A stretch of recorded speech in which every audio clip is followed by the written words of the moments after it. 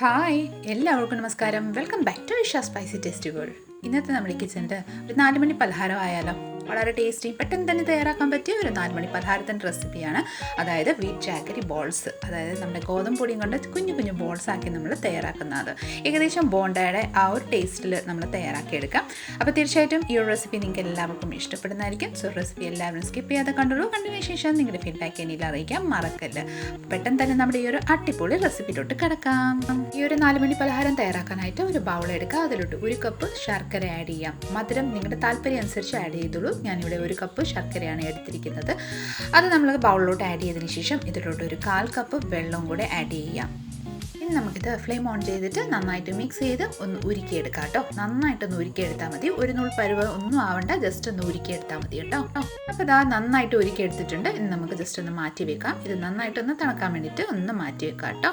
ഇനി നമുക്ക് ഒരു ബൗൾ എടുക്കാം. ബൗളിലോട്ട് ഒരു 1/4 കപ്പ് തൈര് ചേർക്കാം. അധികം പുളി ഇല്ലാത്ത തൈരാണ് ഞാൻ എടുത്തിരിക്കുന്നത്. അതിലോട്ട് 1 ടീസ്പൂൺ ബേക്കിംഗ് സോഡ ആഡ് ചെയ്ത് നന്നായിട്ടൊന്ന് മിക്സ് ചെയ്തെടുക്കാം. നന്നായിട്ടൊന്ന് മിക്സ് ചെയ്തെടുത്തതിന് ശേഷം ഇതിലോട്ട് ഒരു 2 ടേബിൾ സ്പൂണ് റവ ചേർക്കാം. നമ്മൾ സാധാരണ ഉപ്പുമാവ് തയ്യാറാക്കുന്ന റവയാണ്. അതും ചേർത്തതിന് ശേഷം നന്നായിട്ടൊന്ന് മിക്സ് ചെയ്ത് കൊടുക്കാം.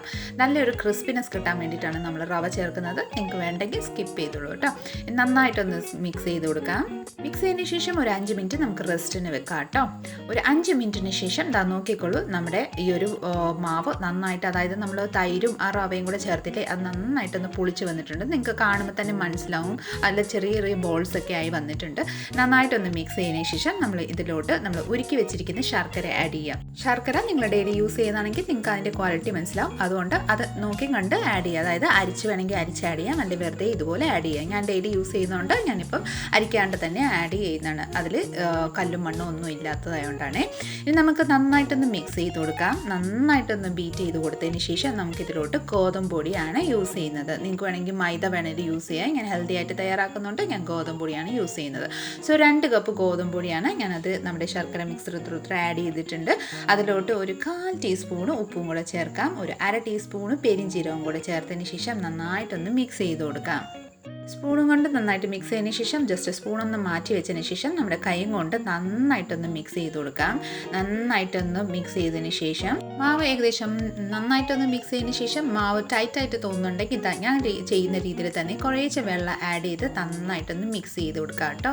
നന്നായിട്ടൊന്ന് മിക്സ് ചെയ്തതിന് ശേഷം ഏകദേശം ഈ ഒരു കൺസിസ്റ്റൻസിൽ വേണം നമ്മുടെ മാവ് ഒന്ന് റെഡി ആവാൻ വേണ്ടിയിട്ട്. ഇനി നന്നായിട്ടൊന്ന് ബീറ്റ് ചെയ്ത് നന്നായിട്ടൊന്ന് മിക്സ് ചെയ്ത് കൊടുക്കാം. അതായത് എയർ ഒന്ന് ഗ്യാപ്പ് കൊടുക്കാൻ വേണ്ടിയിട്ടാണ് നന്നായിട്ട് ഇതുപോലെ ബീറ്റ് ചെയ്ത് കൊടുക്കുന്നത്. അപ്പോൾ നമ്മൾ എണ്ണയിൽ ഫ്രൈ ചെയ്യുമ്പോൾ ഇത് നന്നായിട്ടൊന്ന് പൊന്തി വരും. അതുകൊണ്ട് നന്നായിട്ടൊന്ന് ബീറ്റ് ചെയ്ത് കൊടുക്കാം. ഞാൻ ചെയ്യുന്ന രീതിയിൽ ഒരു 10 മിനിറ്റ് ഇതുപോലെ ഒന്ന് നന്നായിട്ടൊന്ന് മിക്സ് ചെയ്ത് കൊടുത്തുള്ളൂ കേട്ടോ. നന്നായിട്ടൊന്ന് മിക്സ് ചെയ്തതിന് ശേഷം നമ്മുടെ സൈഡ്സ് എല്ലാം നന്നായിട്ടൊന്ന് റിമൂവ് ചെയ്ത് നടുക്കോട്ട് ഒന്ന് ആക്കി കൊടുക്കാം. അപ്പോൾ ഇതാ നമ്മുടെ മാവ് ഇവിടെ റെഡിയാണ്. നമുക്ക് ലിഡിട്ട് ക്ലോസ് ചെയ്ത് ഒരു 5 മിനിറ്റ് അല്ലെങ്കിൽ 10 മിനിറ്റ് നമുക്ക് ക്ലോസ് ചെയ്ത് വെക്കാം. ഒരു 10 മിനിറ്റിന് ശേഷം ഞാൻ ഓപ്പൺ ചെയ്തിട്ടുണ്ട്. നോക്കിക്കോളൂ, എയർ ബബിൾസ് ഒക്കെ ഇങ്ങനെ റിലീസ് ആയിട്ടുണ്ട്. അപ്പോൾ തന്നെ നമ്മുടെ മാവ് ഏകദേശം നന്നായിട്ട് റെഡി ആയിട്ടുണ്ടെന്ന് മനസ്സിലാവും. ഇനി നമുക്കിത് ഫ്രൈ ചെയ്യാൻ വേണ്ടിയിട്ട് ആദ്യം നമ്മളൊരു ബൗളിലോട്ട് ഇതുപോലെ കുറച്ച് വെള്ളം ചേർത്തതിന് ശേഷം കൈ നന്നായിട്ടൊന്ന് നനച്ച് കൊടുക്കാം. വെള്ളം നന്നായിട്ടൊന്ന് റിമൂവ് ചെയ്തതിന് ശേഷം മാവ് ആ ഒരു കൈ നനവും കൊണ്ട് തന്നെ നമുക്ക് മാവ് ഞാൻ കാണിക്കുന്ന രീതിയിൽ ഒന്ന് എടുക്കുക. അതിന് ശേഷം നമ്മൾ എന്താ ചെയ്യുക, എണ്ണയിൽ ഒഴിച്ച് നന്നായിട്ടൊന്ന് ഫ്രൈ ചെയ്തെടുക്കാം. അതിനായിട്ട് ഞാൻ കടായിൽ ഓയിൽ ചേർത്തിട്ടുണ്ട്. ഓയിൽ നന്നായിട്ടൊന്ന് ചൂടായി വന്നിട്ടുണ്ട് കേട്ടോ. ഇനി മാവ് ഞാൻ ഇതുപോലെ ഒന്ന് ഒഴിച്ചു കൊടുക്കുന്നുണ്ട്. നിങ്ങൾക്ക് ഏത് രീതിയിലാണ് എളുപ്പം ആ ഒരു രീതിയിലൊന്ന് ചെയ്ത് കൊടുത്തോളൂ കേട്ടോ. ഞാനിപ്പോൾ ഈ രീതിയിലൊന്ന് ചെയ്ത് നോക്കുന്നുണ്ട്. അതിനുശേഷം ഇതുപോലെയും കൂടെ ഒന്ന് ചെയ്യുന്നുണ്ട്. ഇതുപോലെ തന്നെ നമുക്ക് മാവെല്ലാം എണ്ണയിലൊന്ന് ഒഴിച്ചു കൊടുക്കാം.